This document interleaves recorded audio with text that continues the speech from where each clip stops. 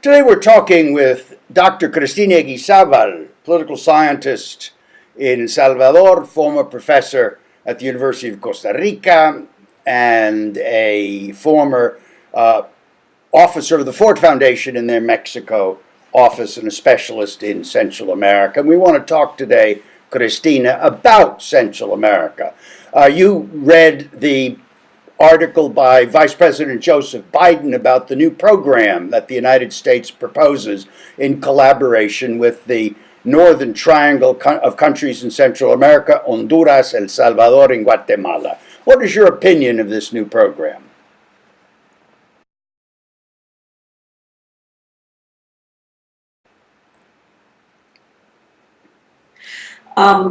Good afternoon, Joe. How are you?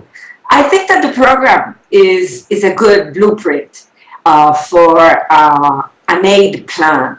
However, as you know, the devil is in the details. The analysis, the diagnostic of what is wrong, is going wrong in Central America, in the Northern Triangle countries, is quite good.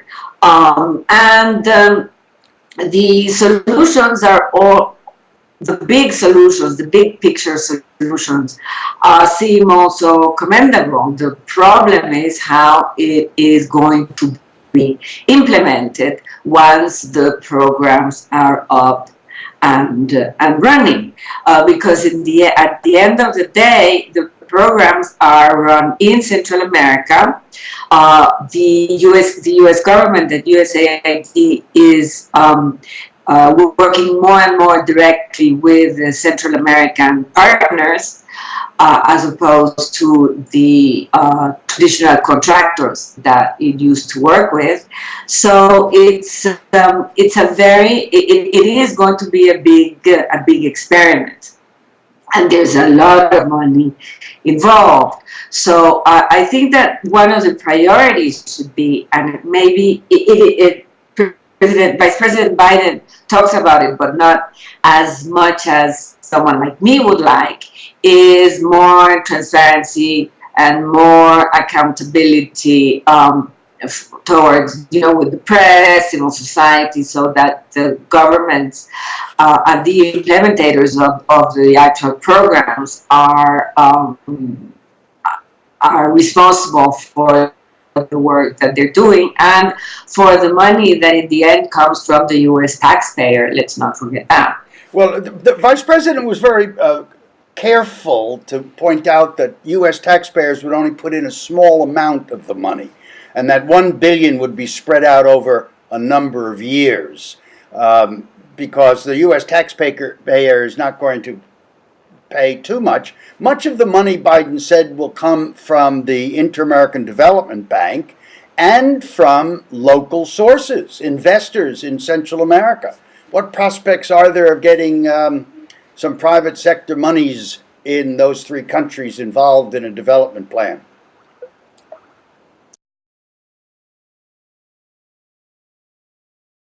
Well, the Inter-American Development Bank, the biggest shareholder of the Inter-American Development Bank is the U.S. government. So much of the money comes from other sources, but from the U.S.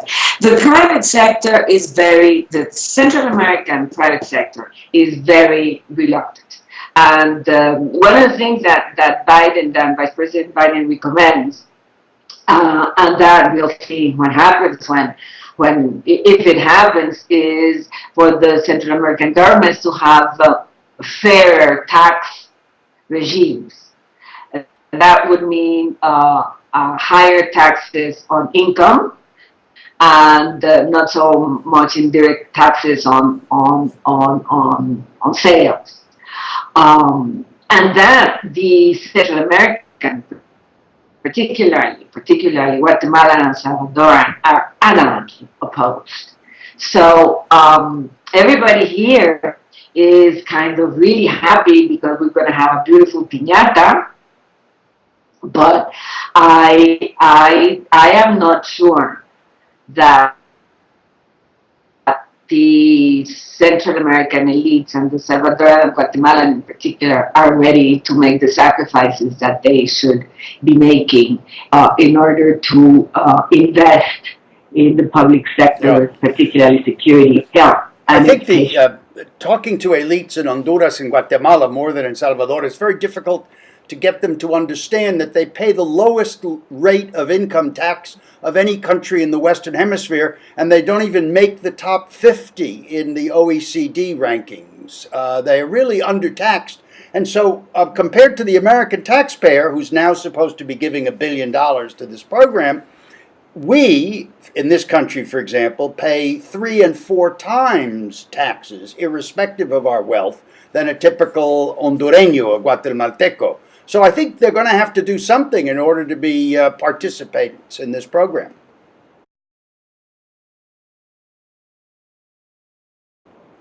I think they will. I think they will. Maybe they can devise tax systems that would compensate the investors, that would give grace periods or tax holidays or something, and play with that. But I think that that's the key question in these countries is the tax system. Cristina, last question before we end our conversation today. A few years ago, you wrote a splendid paper on the role that remittances, remisas, were playing in the new Central American economy, especially in El Salvador. What do you think, looking back on that article, which is, 3 years old now, 4 years old? How many years ago did you write it? Not when published, but when you wrote it.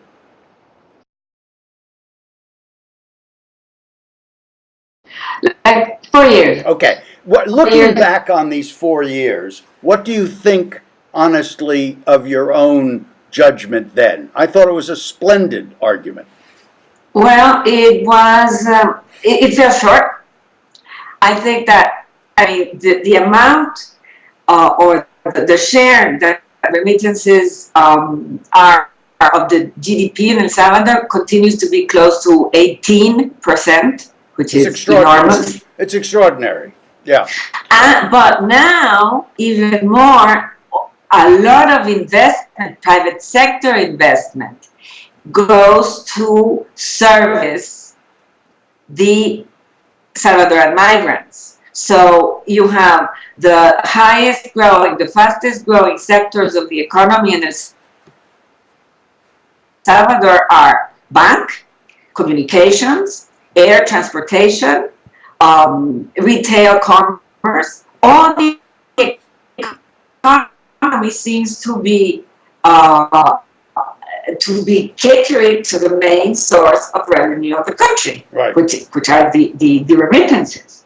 So that 4 years ago it was not as clear, at least as clear to me, that not only the remittances are a very high percentage of GDP, of income, but also the remittances are the main fuel to the Salvadoran economy. Well, I don't know about how the main cure, but I do remember from my reading of your article that you did predict that this would have a positive impact on small businesses in Salvador. And I thought that was an amazing opportunity to change the nature of the traditional economy in El Salvador. And I think you were right. And I think that's what we might call a ray of hope for the future.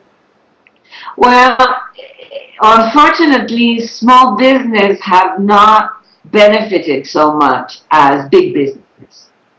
Business and the U.S. Franchise. Okay, so it's consumer spending that's been pushing the economy. Okay, but at least they're raising, for example, the money is sent home to relatives in Salvador who, for the most part, are relatively poor. And so receiving this money is a tremendous boost to their economic capacity. Oh, yeah, absolutely. Absolutely. In my opinion, one of the big factors that have helped reduce the poverty levels in El Salvador, particularly the extreme poverty, are the remittances, which are direct injections of money to the people. They don't have even to change. I the think money because we should make Vice President Biden read your article so he understands what's happening in El Salvador. Cristina, that's all the time we have today. We'll do it again soon. Thank you very much. Cristina Eguizabal in El Salvador talking to us about Central America.